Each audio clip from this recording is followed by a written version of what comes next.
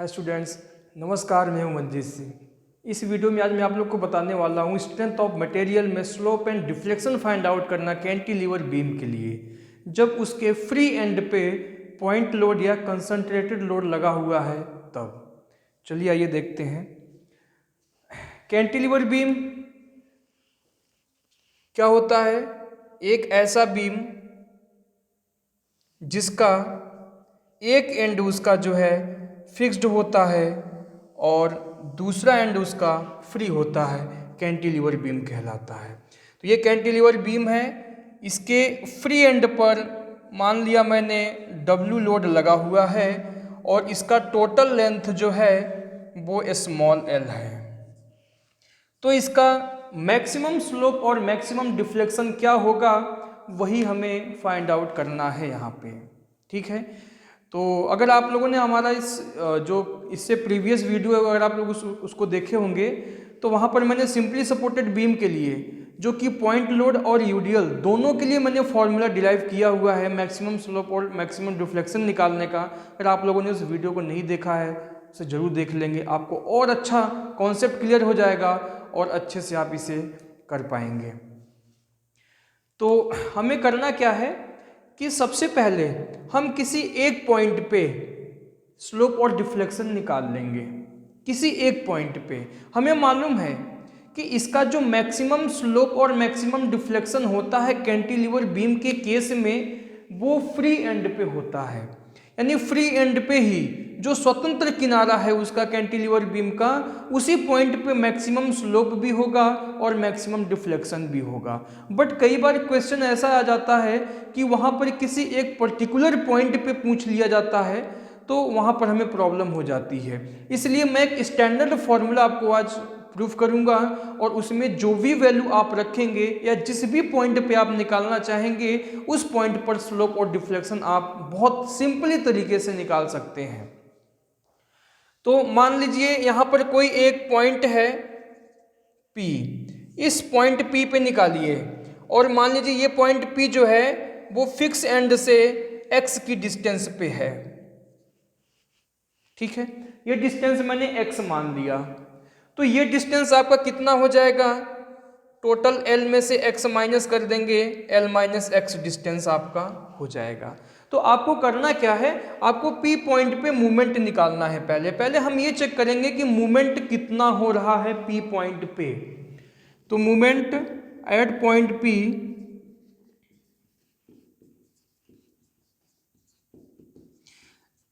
x distance from fixed and यहाँ पे निकालेंगे।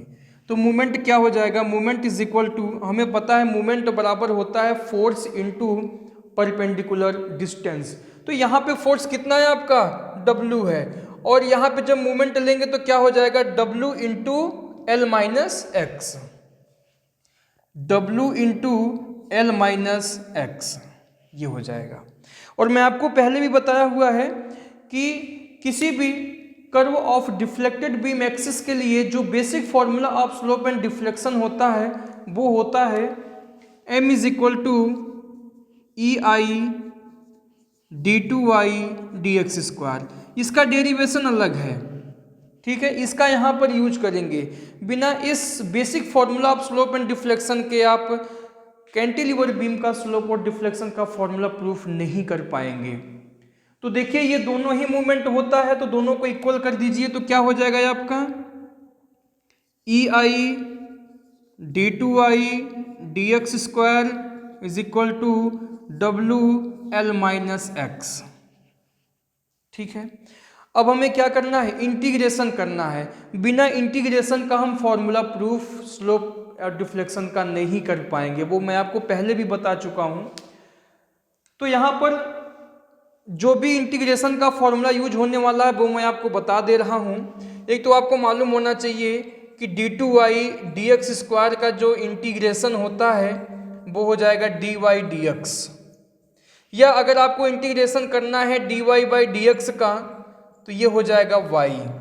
दूसरा ये है कि अगर x की पावर n का इंटीग्रेशन करना है तो ये हो जाएगा x की पावर n+1 अपान n+1। और किसी भी कांस्टेंट का जिसमें x नहीं यूज किया गया है, जब उसका इंटीग्रेशन करना होगा तो उस कांस्टेंट के साथ हम x लगा देंगे, ठीक है। तो यही यूज होगा, इसके अलावा और कोई इंटीग्रेशन का फॉर्मूला यूज होने वाला नहीं है। तो यहां पर बोथ साइड इंटीग्रेशन कर दीजिए, तो क्या हो जाएगा आपका integration of E I d2i by D x square D x is equal to, इसका अंदर मल्टीप्लाई भी कर दीजिए और इंटीग्रेशन भी कर दीजिए। तो w इंटू एल, तो integration of W L d x minus W का x में करेंगे तो integration of W x into d x. अब इंटीग्रेशन कर दीजिए, E I D two Y D x square का इंटीग्रेशन क्या हो जाएगा d Y by D x is equal to W L. यहाँ पर ये कांस्टेंट है आपका, यहाँ पर x नहीं है। मैंने अभी आपको बताया कि जब x नहीं लिखा हुआ होगा तो जब इसका इंटीग्रेशन करेंगे तो क्या हो जाएगा W L into x minus W x, x का इंटीग्रेशन क्या हो जाएगा x की पावर 1 मान लीजिए, तो x की पावर n का फॉर्मूला होता है x की पावर n+1 अपान n+1, यानी x की पावर एक पावर इसमें जुड़ जाएगा 2 हो जाएगा divide by 2 plus C1, equation number first. ये C1 क्या है, यह इंटीग्रेशन कांस्टेंट है आपका। अब इसी C1 का वैल्यू आपको निकालना है, इसी C1 का वैल्यू आपको निकालना है। तो जब भी आप इंटीग्रेशन कांस्टेंट का वैल्यू निकालने जाएंगे तो आप ये चेक कीजिए हमेशा कि हम किस चीज़ का फॉर्मूला प्रूफ करने जा रहे हैं। अगर हम यहाँ पर सबसे पहले स्लोप की फॉर्मूला प्रूफ करने जा रहे हैं तो हमें ये देखना होगा कि स्लोप कहाँ पे 0 होता है। तो जहाँ पर स्लोप 0 होता है वही x का वैल्यू रखेंगे, तो यहाँ से हमें इंटीग्रेशन कांस्टेंट की वैल्यू निकल के आ जाएगी। तो देखिए फिक्स एंड पे, इस फिक्स्ड एंड पे हमेशा स्लोप क्या होता है 0 होता है, सबसे मिनिमम 0 होता है, यानी x का वैल्यू हम क्या रख देंगे 0। तो x बराबर 0 पर आपका स्लोप क्या होगा 0 होगा। अस्लोप को ही क्या बोलते हैं dy dx, तो dy dx यानी इसको स्लोप बोलते हैं, क्या हो जाएगा आपका 0। तो ये x बराबर 0 इस इक्वेशन नंबर फर्स्ट में पुट कर दीजिए, तो क्या हो जाएगा E I into d y D x आपका 0 हो जाएगा is equal to W L into x का वैल्यू क्या है 0 माइनस डब्ल्यू इंटू ये भी क्या हो जाएगा 0 प्लस C1। तो यहाँ से आपको C1 का वैल्यू निकल के आ जाएगा कितना 0। तो ये C1 जो इंटीग्रेशन कांस्टेंट की वैल्यू निकल के आई है, ये वैल्यू आप रख दीजिए इक्वेशन नंबर फर्स्ट में रख दीजिए। तो इक्वेशन नंबर फर्स्ट में रखेंगे तो क्या हो जाएगा E I d y D x is equal to W L x minus W x square by 2 plus 0। तो यहाँ से डी वाई डी एक्स का वैल्यू निकाल लीजिए, तो d y D x is equal to क्या हो जाएगा आपका 1 upon E I W L x minus W x square by 2। यही आपका स्टैंडर्ड फॉर्मूला ऑफ स्लोप है, ये स्लोप का स्टैंडर्ड फॉर्मूला है। अब यहाँ पर x का आप जो भी वैल्यू रखेंगे उस पॉइंट पर आपको स्लोप निकल के आ जाएगा। अगर आपसे ये कह दिया जाए कि प्रत्येक 1 मीटर पर आप स्लोप निकालिए तो x का वैल्यू एक बार 1 मीटर रख दीजिए तो 1 मीटर पे आ जाएगा, x का वैल्यू 2 मीटर रख देंगे तो 2 मीटर पे आ जाएगा, 3 मीटर रख देंगे तो 3 मीटर पे आ जाएगा आपका। जो भी आप x का वैल्यू रखेंगे उसी पॉइंट पर आपका स्लोप निकल के आ जाएगा। तो यही फॉर्मूला मेन फॉर्मूला है आपका, कब जब कैंटिलीवर बीम पर उसके फ्री एंड पर W लोड लगा हुआ हो तब। तो मैं यहाँ पर ये चाहता हूँ कि मैक्सिमम स्लोप क्या होगा। अगर हमें मैक्सिमम स्लोप निकालना है तो मैक्सिमम स्लोप कहाँ पर होता है इस फ्री एंड पे होता है, यानी अब x का वैल्यू हम क्या रख दें L रख देंगे। जब x का वैल्यू L रख देंगे तो इस पॉइंट पर स्लोप निकल के आ जाएगा।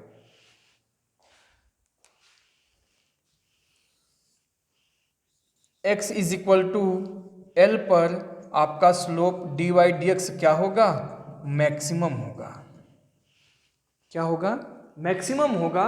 अब x का वैल्यू L आप कहाँ पे रखेंगे, ये जो इक्वेशन नंबर सेकेंड बन के आया हुआ है आपका, जो स्टैंडर्ड फॉर्मूला ऑफ स्लोप है, इसमें रख दीजिए। तो क्या हो जाएगा आपका, dy dx is equal to 1/ei WLX WL into x का वैल्यू क्या रखेंगे, L, minus WX² 2 W into x का वैल्यू क्या रखेंगे, L² 2। सॉल्व कीजिए, dy dx is equal to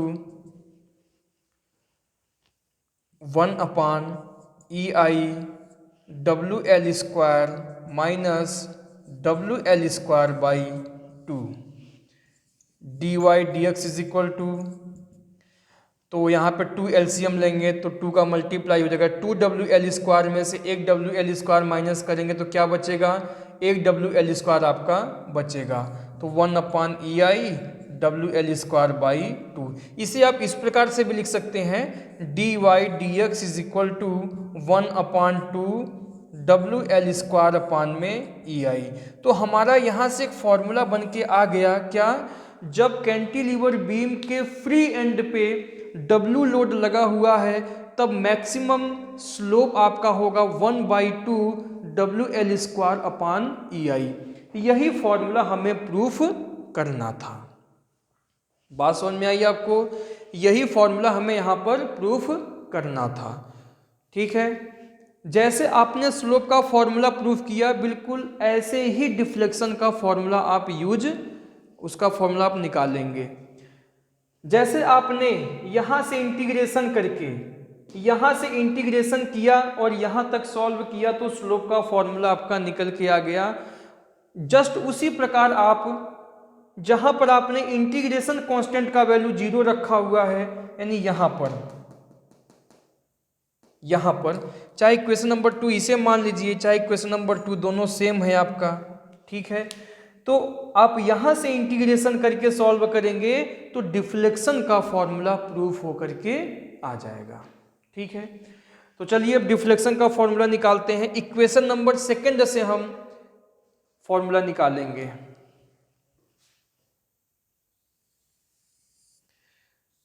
from equation number 2 से।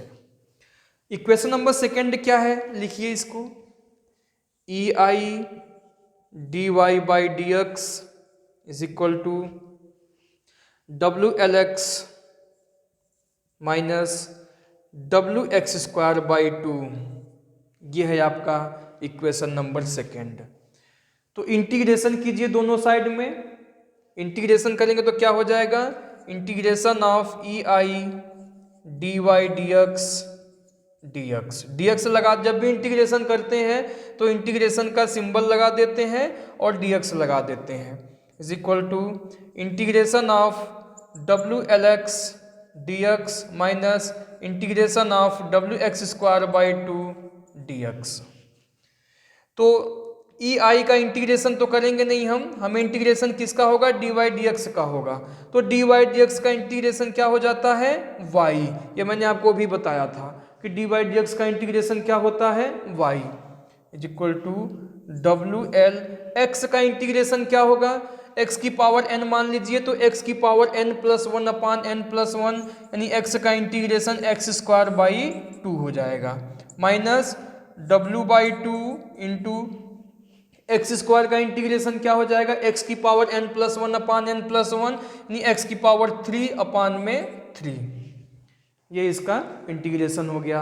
तो क्या हो जाएगा आपका ये ei into Y is equal to WLX² 2, sorry plus C2 भी लग जाएगा यहाँ पर। इंटीग्रेशन करने के बाद इंटीग्रेशन कांस्टेंट लग जाता है, जैसे यहाँ पर इंटीग्रेशन करने के बाद यहाँ पर C1 लग गया था, वैसे ही वहाँ पर C2 आ जाएगा, minus WX³ 6 plus C2 equation number 3। अब इस C2 का वैल्यू आपको निकालना है। तो मैंने अभी आपसे बताया कि जब भी इंटीग्रेशन कांस्टेंट की वैल्यू निकालते हैं तो हमें ये देखना चाहिए कि हम कौन सी फॉर्मूला प्रूफ करने जा रहे हैं। जो भी फॉर्मूला हम प्रूव करने जा रहे हैं उसी पॉइंट पे देखिए आपको वही वैल्यू x का रखना होगा। तो डिफ्लेक्शन इसी फिक्स्ड एंड पे डिफ्लेक्शन क्या होता है, 0 होता है।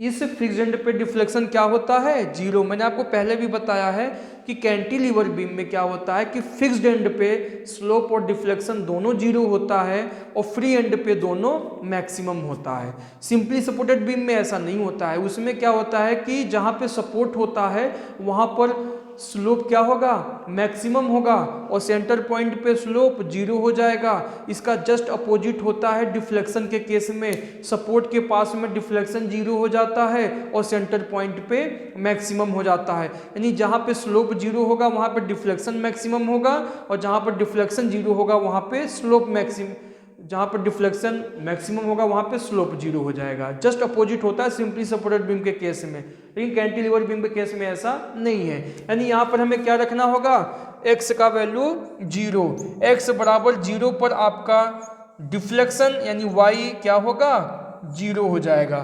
तो x का वैल्यू 0 आप इक्वेशन नंबर 3 में रखिए तो हो जाएगा EI into Y is equal to WL(x²/2 minus WX³/6+0।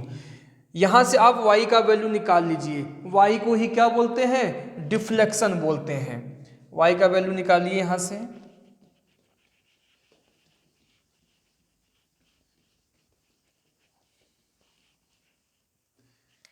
y is equal to हो जाएगा आपका 1/EI WL(x²/2 minus WX³/6। This is the standard formula of deflection for cantilever beam if point load at free end। तो यही आपका main formula है deflection का, कब, जब कैंटिलीवर बीम के फ्री एंड पे पॉइंट लोड या कंसंट्रेटेड लोड लगा हुआ हो तो। अब यहाँ पर हमें अगर मैक्सिमम डिफ्लेक्शन निकालना है, जैसे मैं यहाँ पर क्या किया था, मैक्सिमम स्लोप का वैल्यू निकाला था, वैसे ही आप मैक्सिमम डिफ्लेक्शन का वैल्यू निकाल दीजिए। तो मैक्सिमम डिफ्लेक्शन कहाँ पे होता है, फ्री एंड पे होता है। तो x बराबर l रख दीजिए। x is equal to L पर आपका डिफ्लेक्शन y क्या होगा, मैक्सिमम होगा। तो अब x का वैल्यू क्या रख देंगे, l। तो y इज इक्वल टू हो जाएगा 1/EI W into L, x का वैल्यू रखेंगे L²/2 माइनस WL³/6। इसे सॉल्व कीजिए।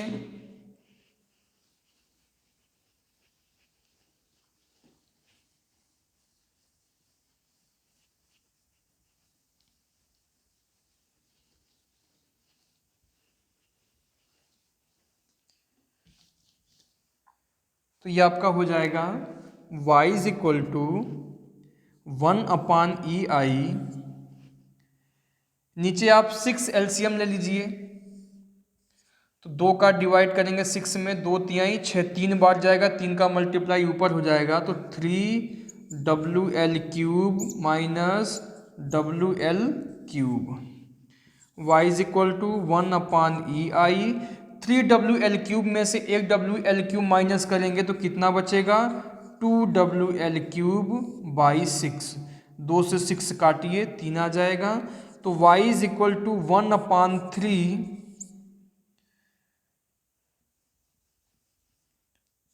WL³/EI। तो आपका डिफ्लेक्शन का फॉर्मूला क्या बन के आ गया, 1/3 WL³/EI। यानी इसको बोलते हैं स्लोप, स्लोप को हिंदी में बोलते हैं ढलान, और ये है आपका डिफ्लेक्शन, इसको हिंदी में बोलते हैं विस्थापन या विक्षेप। ठीक है, इसको प्रवणता भी बोलते हैं स्लोप को। ठीक है, तो ये फॉर्मूला आपका प्रूफ हो गया। तो स्टूडेंट्स, मैं समझता हूँ कि आपको बहुत अच्छे से समझ में आ गया होगा। ज़्यादा टफ नहीं है, बहुत इजी है, बहुत सिंपल है। इससे पहले भी मैं सिंपली सपोर्टेड बीम के लिए बता चुका हूँ, अगर वही कॉन्सेप्ट सेम यहाँ पर है। ठीक है, अब मैं अगले वीडियो में आपको बताऊंगा कि जब कैंटिलीवर बीम की पूरे लंबाई पे यूडीएल लगा हुआ है तब उसका स्लोप और डिफ्लेक्शन क्या होगा। बिल्कुल ऐसे ही सॉल्व करेंगे, थोड़ा सा कैलकुलेशन चेंज हो जाएगा, बाकी सब कुछ कॉन्सेप्ट जो है आपका वो सेम है।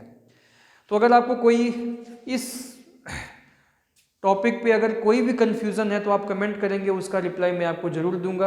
अगर आपको ये वीडियो अच्छा लगा तो आप इसे ज़्यादा से ज़्यादा शेयर कीजिए, लाइक कीजिए। अगर आपने हमारे इस यूट्यूब चैनल को सब्सक्राइब नहीं किया है तो कर लेंगे। चैनल का नाम है टारगेट स्टडी पॉइंट। आपको पॉलिटेक्निक, बेसिकली ये लेक्चर वीडियो जो मैं बना रहा हूँ वो पॉलिटेक्निक स्टूडेंट्स के लिए है, बट ये वीडियो आपका चाहे बीटेक के स्टूडेंट हैं या पॉलिटेक्निक स्टूडेंट हैं, मैकेनिकल और सिविल दोनों स्टूडेंटों के सिलेबस में ये टॉपिक दिया गया है।